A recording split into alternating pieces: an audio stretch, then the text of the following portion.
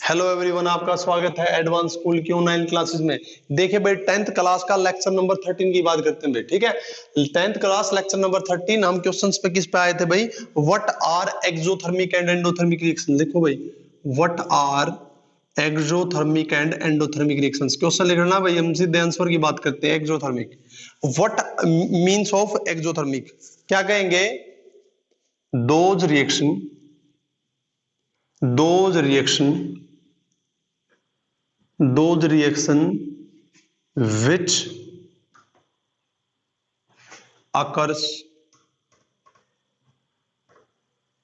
which occurs with evolution of heat,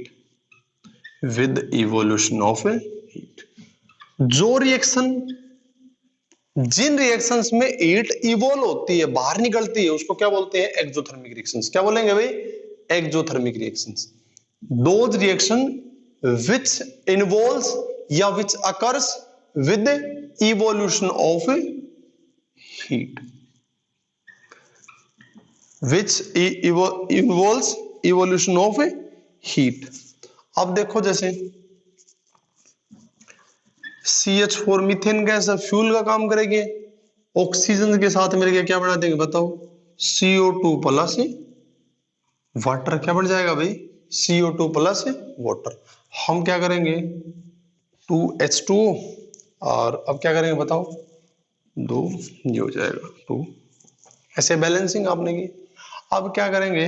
यहाँ पे क्या निकलेगी? एनर्जी। क्या निकल जाएगी भाई? यहाँ पे एनर्जी। तो यानी भाई, किसी फ्यूल को जलाते हैं, वो क्या देगा? एनर्जी देगा भाई। मीथेन गैसेज है, क्यों जलाई भाई? वो क्या दे? हमें एनर्जी दे। तो क्या CH4, दिस इज द, क्या बोलेंगे इसको? Combustion reaction. कैसी रिएक्शन है ये? Combustion of methane. एग्जांपल याद रख लेना भाई। Combustion of methane is a exothermic reaction. हुई क्या है? हुआ क्या? CH4 ऑक्सीजन के साथ मिलके CO2 और वाटर दे दिया, और क्या साथ में रिलीज हुई है? एनर्जी। और जिसमें एनर्जी या हीट इवॉल्व हो रही है, उसको क्या बोलते हैं? Exothermic reactions. अब बात करते हैं भाई एंडोथर्मिक रिएक्शन। एंडोथर्मिक रिएक्शन का क्या मतलब है बताओ? Endothermic reactions are those reaction, endothermic reaction are those reaction which occurs, endothermic reactions are those reactions which occurs with evolution नहीं भाई, with absorption, एब्जॉर्ब होती है उसमें, with absorption of heat या एनर्जी। ठीक है भाई। हीट का क्या हो जिसमें एब्जॉर्प्शन, हीट का जिसमें एब्जॉर्प्शन होता है, उसको बोलते हैं एंडोथर्मिक रिएक्शंस। तो एंडोथर्मिक रिएक्शंस वो रिएक्शन होती हैं जिसमें हीट का एब्जॉर्प्शन हो, उसको एंडोथर्मिक, नहीं तो क्या बोलेंगे भाई? Exothermic reactions. देखो, जैसे नाइट्रोजन प्लस ऑक्सीजन, इसको मिलाने के लिए हमें क्या देनी पड़ती है? एनर्जी देनी पड़ती है। और ये क्या बनाता है? Nitric oxide. तो ये किसकी है? ये एंडोथर्मिक एग्जांपल। ये किसका है? Exothermic example. फिर से, एक्सोथर्मिक रिएक्शंस वो होती हैं जो होते ही क्या है? हीट का इवोल्यूशन कर देती है, कंबस्शन ऑफ मीथेन, याद रखना भाई। और एंडोथर्मिक रिएक्शंस क्या होंगी? ये वो रिएक्शंस होंगी जो कैसे होंगी? With absorption of heat, N2 plus O2, इनको मिलाने के लिए हमने क्या देनी पड़ी? एनर्जी देनी पड़ी। तो उसको क्या बोलेंगे? Endothermic reactions. ठीक है भाई। आगे क्या है? Why respiration is called as exothermic reactions. Respiration को एक्सोथर्मिक क्या कहते हैं? पता चला भाई एक्सोथर्मिक क्या होती है? जिसमें हीट इवॉल्व होती है। तो अब यही देखना है कि रेस्पिरेशन को एक्सोथर्मिक क्यों कहते हैं। तो आंसर लिखेंगे भाई सीधा, exothermic. Why respiration is called as exothermic reaction. देखो भाई, एक्सोथर्मिक रिएक्शन क्यों बोलते हैं? हम क्या कहेंगे? We need energy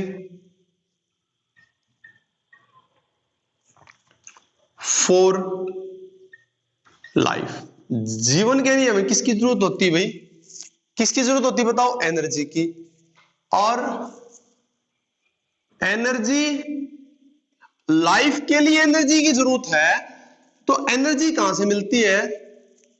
energy is obtained from food. obtained from food. भाई हमें जिंदा रहने के लिए एनर्जी की जरूरत है, और एनर्जी कहां से मिलेगी? खाना खाते हैं उससे मिलती है। ठीक है भाई, energy is obtained from food. obtained from food. अब फूड कैसे एनर्जी देगा? तो हम क्या कहेंगे? During digestion. ड्यूरिंग डाइजेशन भाई, जब डाइजेशन होता, पचती है हमारे अंदर, भोजन पचता है। During digestion, digestion food breaks into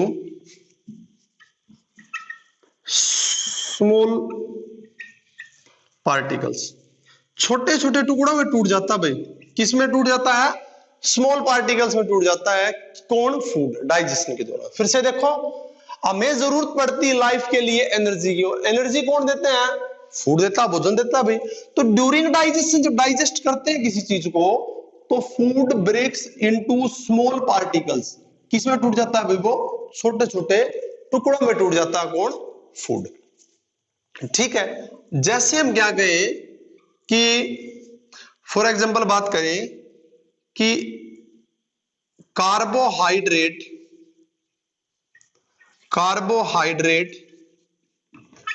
रोटी होती है जिसमें ब्रेड होती है, उसमें प्रेजेंट होता है। और carbohydrate is present in potato. आलू में भी होता है भाई। Potato, rice. ठीक है। Carbohydrate is present in potato, rice etcetera. ठीक है। तो भोजन में कार्बोहाइड्रेट होता है, वो कार्बोहाइड्रेट किस में कन्वर्ट होता है? तो आगे लिखेंगे carbohydrate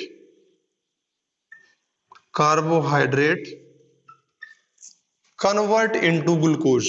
carbohydrate convert into glucose. ठीक है भाई।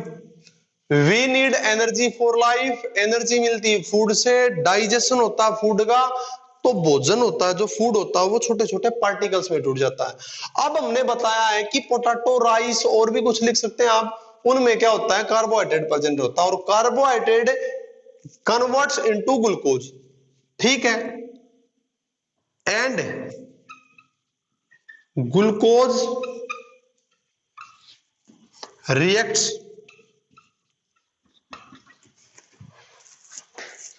with oxygen to give energy। glucose reacts with oxygen to give energy। यानी ये रिएक्शन लिख लेना भाई, C6H12O6 प्लस ऑक्सीजन किस में टूट जाएगा भाई? CO2 में टूट जाएगी, और 6CO2। ठीक है भाई, 6H2O। ठीक है। 6 12 6 6 2 12 6 18, और यहाँ कितने की जरूरत पड़ेगी? 6 2 12 6 18 बराबर है। और बराबर यहाँ क्या निकल जाएगी? एनर्जी। ठीक है भाई। अगर आप अच्छी तरीके से देखेंगे कि एक्सोथर्मिक रिएक्शन ऐसे ही थी, जिसमें क्या होती थी? एनर्जी रिलीज होती थी। तो ये क्वेश्चन हो चुका है भाई। आगे अगले लेक्चर में डिस्कस करते हैं, 14th लेक्चर। ठीक है भाई।